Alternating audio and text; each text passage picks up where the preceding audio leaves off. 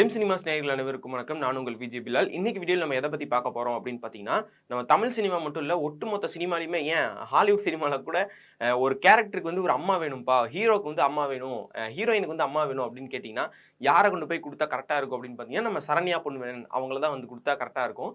ஏன்னா எந்த இடத்துல எப்படிப்பட்ட ஒரு ரோல்ல, எப்படிப்பட்ட ஒரு கேரக்டர்ல அம்மா கேரக்டர் குடுத்தாலும் பெர்ஃபெக்ட்டா பண்ணக்கூடிய ஆள் யாரு அப்படின்னா சரண்யா பொன்வண்ணன். அவங்கள பார்க்கும்போது நெறைய பேத்துக்கு வந்து தோண ஆரம்பிச்சுச்சு. இப்படி ஒரு அம்மா இல்லையே அப்படிங்கிற மாரிலாம் நெறைய பேர் ஏங்குற அளவுக்கு அவங்களுடைய கேரக்டர் சூப்பரா பண்ணுவாங்க. எந்த ஒரு ஹீரோவுக்குமே செட் ஆகுற அளவுக்கு தான் இருப்பாங்க. ஸோ அவங்களுடைய 2வது பொண்ணான சைதன்யா பொன்வண்ணன் அவங்களுக்கு தான் வந்து கல்யாணம் நடந்திருக்கு. அது எங்க அப்படின்னு பார்த்தீங்கன்னா, நீலகிரியில இருக்கக்கூடிய குன்னூர் அந்த இடத்துல தான் வந்து கல்யாணம் நடந்திருக்கு.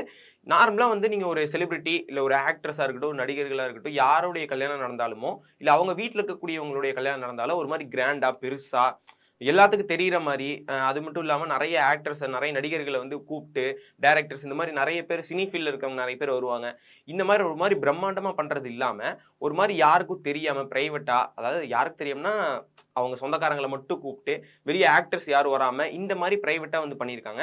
ஸோ இதோட ரிசப்ஷன் வந்து மேபி சென்னையில வந்து வைக்கிறக்கான வாய்ப்புகள் இருக்கு அப்படின்னு சொல்லியிருக்காங்க. ஸோ அவங்களுக்காக நம்ம ஜெம் டிவி சார்பாவும், என்னுடைய சார்பாவும் நான் வந்து வாழ்த்துக்கள தெரிவிச்சுக்கிறேன்.